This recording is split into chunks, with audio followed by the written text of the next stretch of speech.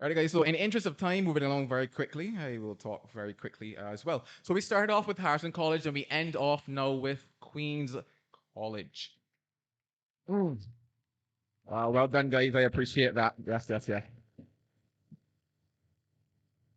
So, their research presentation today will focus on society, the economy, and education. Please welcome students Kayla Smith, Keon Sobers, Alexia Daniels, and Christina Wharton.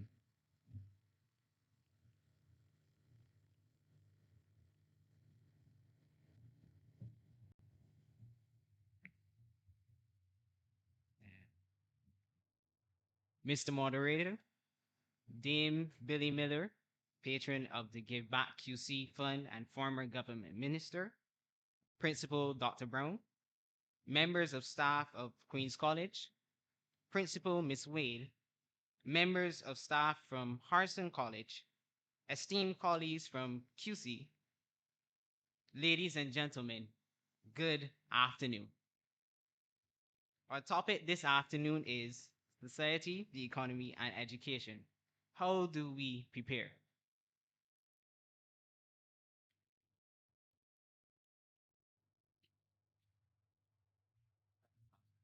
Prepare. Now, in an article by the Digital Marketing Institute, produced December 8th, 2018, the author states that education is one of the key drivers of growth, performance, prosperity, and competitiveness in national and global economies. According to Allison Economy 2018, the importance of education lies in the fact that it creates opportunities for persons to acquire knowledge and skills. The success of an individual greatly depends on their level of education and the ability to practically apply what they have learned in school. You may be asking, how is this relevant to society? The economy and society are interlinked, interlocked, and interdependent on each other. Economic growth automatically reflects the growth of society as a whole. Hence, society, the economy, and education have a direct correlation. For instance, a substandard education system produces a workforce that contributes less to the financial well being of society. Hence, our education system must be up to par. This is why, Barbados, we have a problem. We still live in a society where some children at the primary school level do not obtain a solid foundation in reading and writing. These students then enter and leave secondary institutions without these basic skills, and in some cases, they aren't even allowed the opportunity to sit CSEC exams, which are the stepping stone in advancing to the next level. In a Nation News article posted on September 5th, 2022, the Registrar and CEO of the Caribbean Examinations Council, Dr. Wayne Wesley, stated that a great number of students are leaving the education system without certification.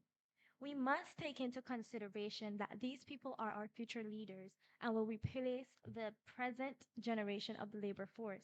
Therefore, investment in education at the primary level is just as, if not even more important than investment at the secondary level. In order to produce well-rounded ideal Caribbean persons, as you can see on our poster hung up in our very own hall, our education system needs to reflect what we want these persons to contribute to society. It must not only be seen at select schools but across the board. Educational, educational institutions should prioritize 21st century skills such as critical thinking, creativity, innovation, technological skills, digital literacy, and civic literacy. The development and progress of mankind can be directly attributed to innovators who have drove who have driven human society forward. In an article produced by Forbes on November 19, 2018, Robin Schulman posits several ways in which educators can make the classroom innovative. Some strategies include inviting entrepreneurs and innovators to the classroom, allowing students to ask open minded questions, carrying out self reflection, applying theoretical work to real life, and using problem finding instead of purely problem solving objectives.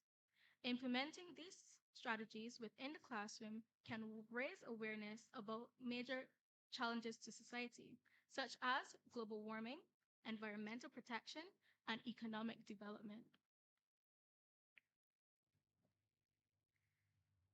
But wait, there's another problem.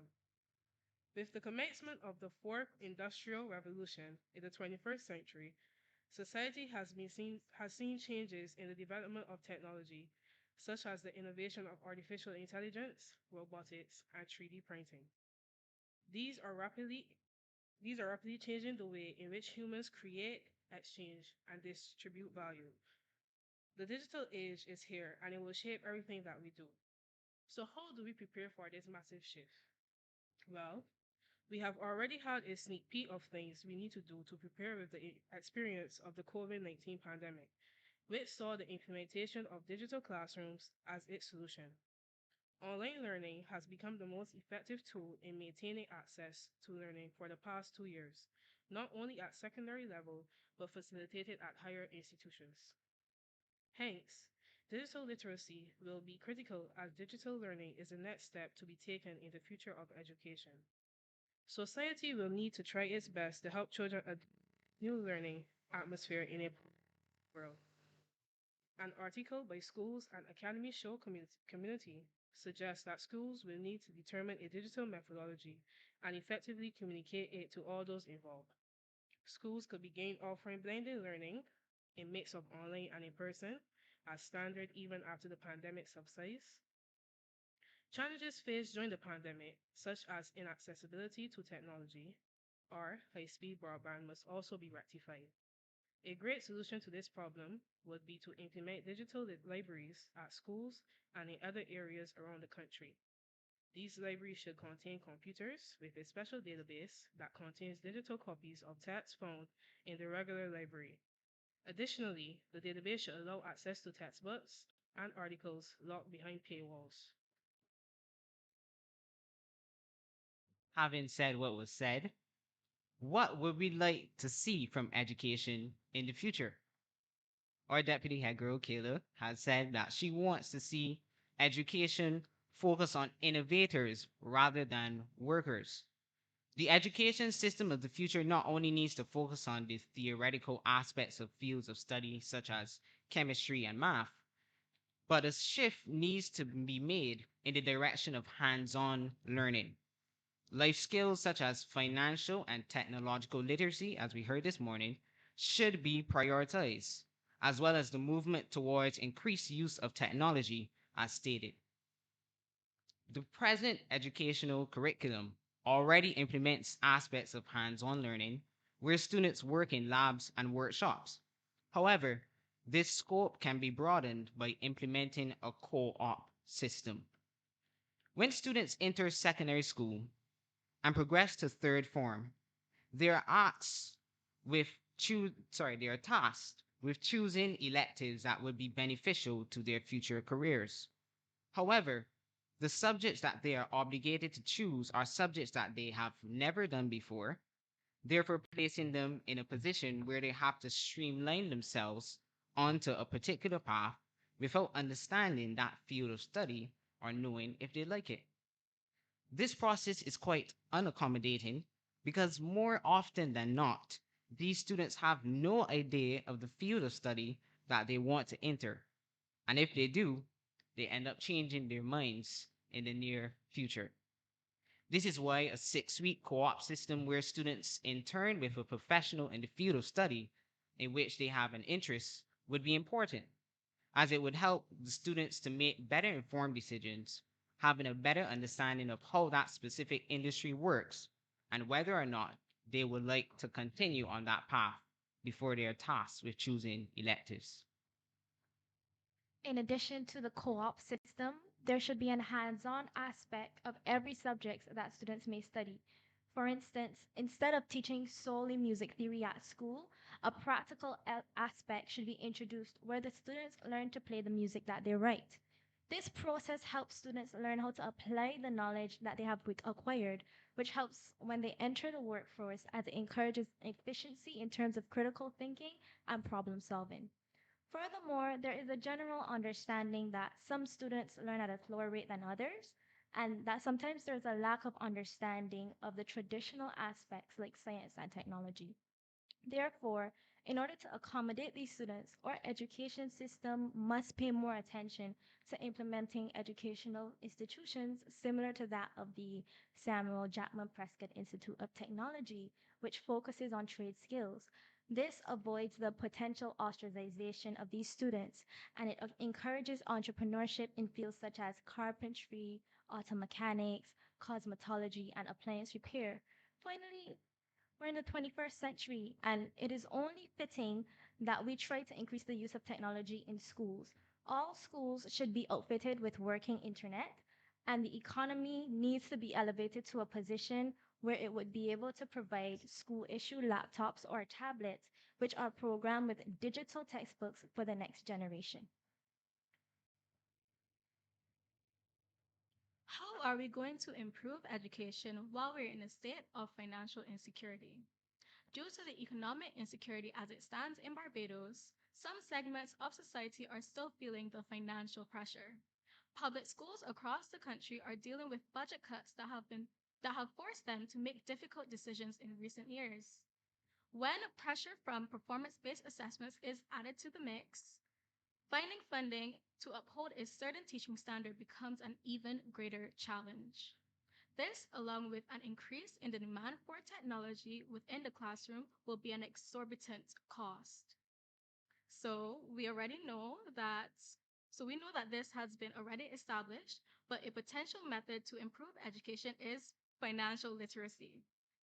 Financial literacy is important not only because it provides a foundation for informed financial decision making, but because financial responsibility is increasing. Financial literacy cannot predict or remedy a crisis, but will play a pivotal role in the economic recovery of our country. When students take financial education classes, they learn the basis of budgeting, saving, and debt management. The education provides a strong foundation they can build on as adults and helps them to avoid lifelong money problems, which allows them to set themselves on a pathway towards success. This will lead to the economic recovery of our country as people will be able to contribute a greater deal to the economy rather than having to compensate for debt. When one understands finance, there is a better understanding of the economy, how it works, and the choice for the leaders in Barbados. Another strategy to improve the education system is the implementation of development programs in school to initiate new methods of income, such as entrepreneurship, cosmetology, robotics, and creation of new agricultural products. Our country's three main economic drivers are tourism, the international business sector, and foreign direct investment. We can improve education by limiting reliance on tourism while beginning to export goods that will be in high demand. This will require innovators to look for resources we possess that will be of benefit to society. Now is the ideal time to invest in innovation. Demand is low, competition is high, and businesses need to find ways to stand out from the crowd. This can be done by investing in new products, services, or processes. This may seem like a risk, but it can pay off when the economy recovers. Therefore, our island needs more innovators when relating to the business aspect. This means constantly coming up with new ideas and products that keep customers engaged and returning for more. It is also important to be flexible and adaptable to change with the times.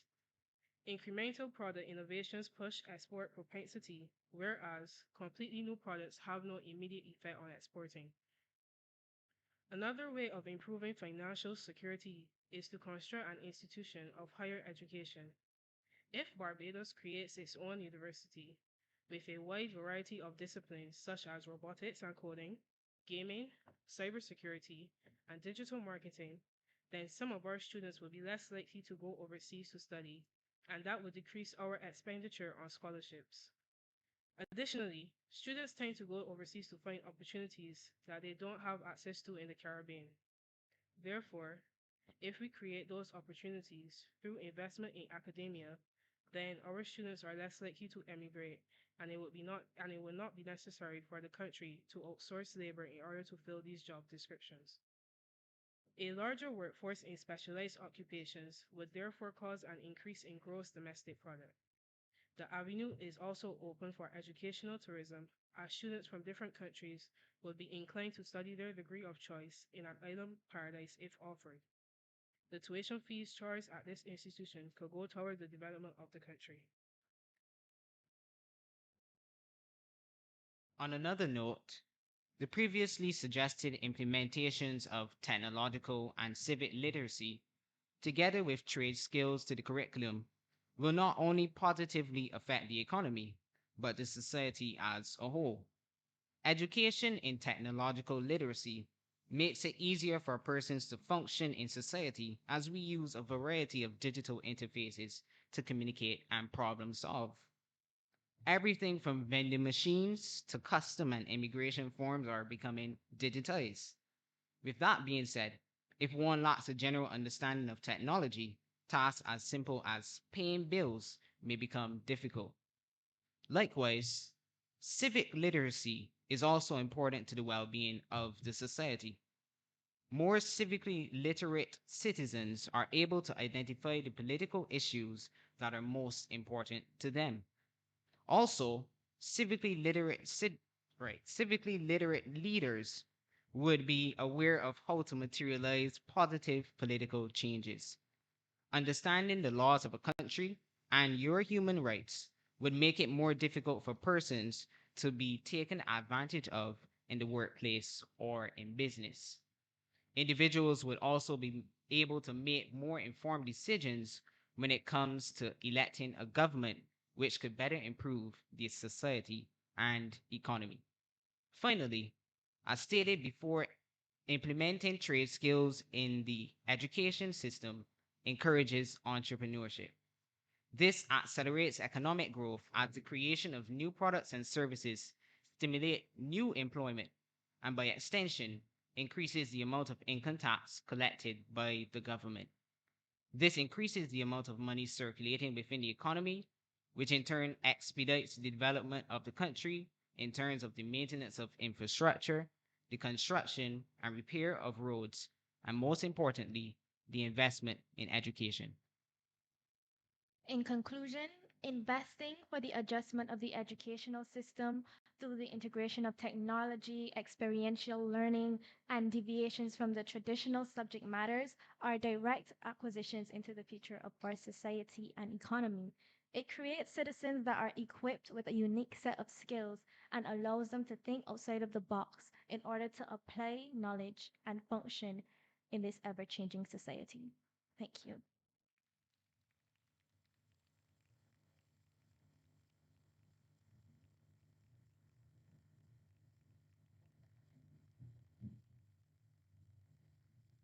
All right, we will be answering questions. So,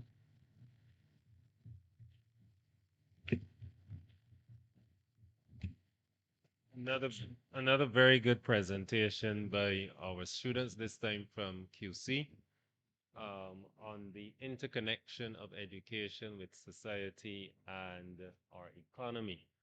Any questions or comments for this panel? Yes, please come.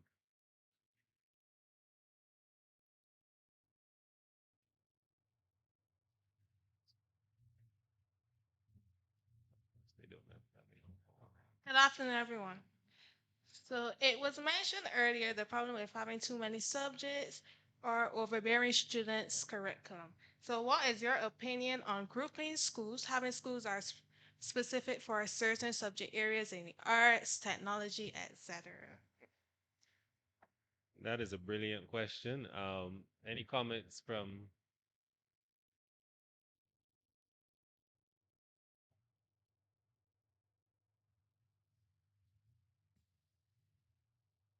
okay, I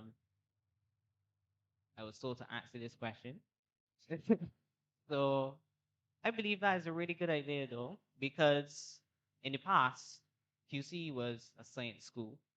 There were certain schools that were known for the subject areas that they were best in. So I don't see why there should be a problem with schools that are designated for certain aspects or fields of study. So that's my answer. And I think that feeds into the ministry's concept of centers of excellence. Um, so there's probably some merit there. I am sure it requires wider consultation though, because historically we have been tied to going to a particular school like QC or AC for various reasons. But if we talk about centers of excellence, now we're excluding which school, but looking at what the particular institution offers. So there's room for more discussion on that point. Any more questions or comment? Okay, so we've had some good questions all morning. Any closing comments from the panel? No, please. Okay, thank you very, very much once again.